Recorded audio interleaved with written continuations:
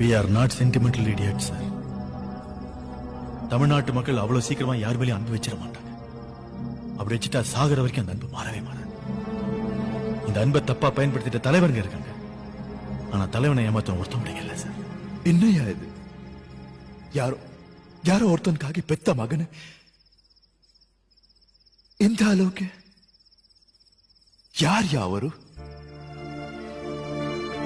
எனக்கே அவரை பார்க்கணும் போல இருக்கு.